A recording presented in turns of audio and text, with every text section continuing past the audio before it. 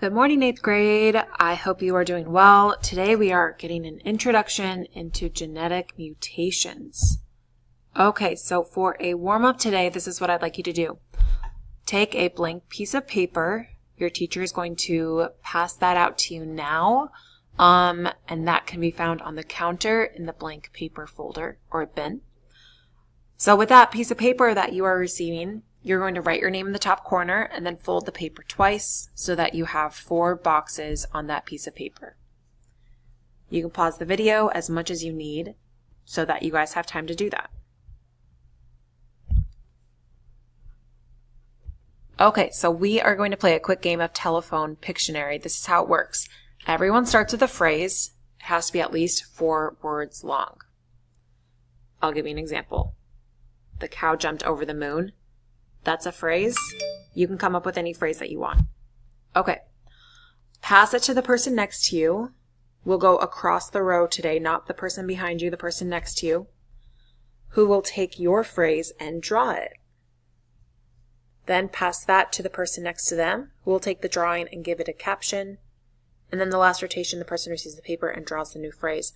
Now, in order for this to work, you can't show the next person what the words are. So for example, the first person writes a phrase, you pass it to the person next to you who reads the phrase and then draws a picture, and then you have to cover up the words so that the next person can't see what they are.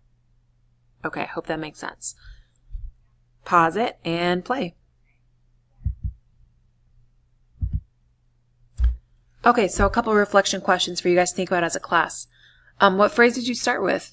And summarize what happened to your original phrase over time. When did it first start to change as you look at your sheet of paper?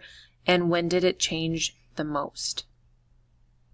You guys can again pause it and discuss that together. So here's an example of how words change over time. Even small changes soon add up.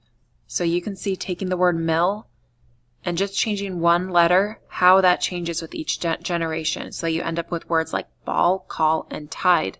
Completely unrelated, it seems. So this has to do with the idea of a mutation. A mutation is a change in the sequence of DNA. You can see that to the right. The original sequence is on the top, and then we can see that there's been a mutation. If you look closely, you see that the T, that's the thymine nucleotide base, has been changed so that it's now a cytosine nucleotide base. We're going to talk about all the issues that this can cause in your body when this occurs. When do mutations occur?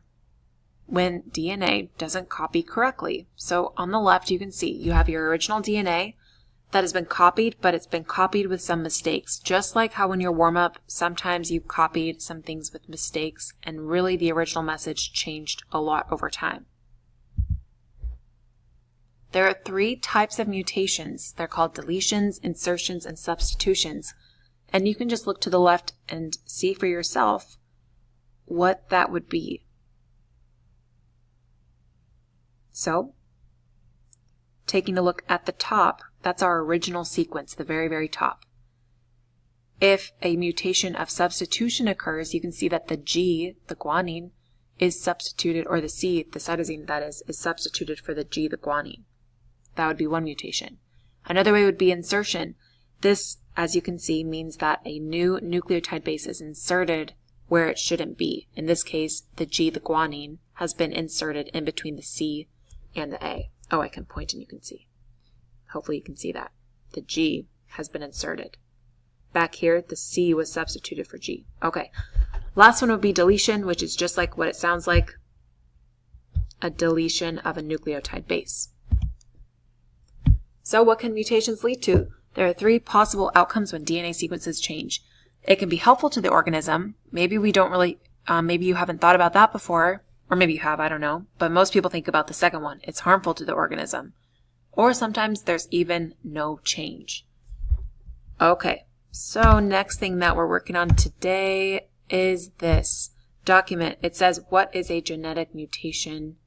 Article, that's the title of the Google Doc that you will find on It's Learning.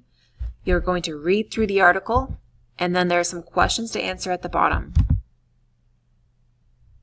You will also define these terms as you go using either context clues or you can look them up on your iPad. Okay guys, that's all that I have for you today.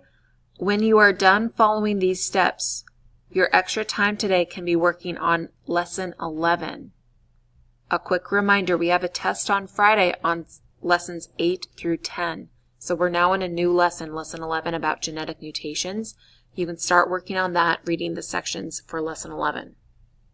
Okay guys, have an awesome day. I will see you tomorrow.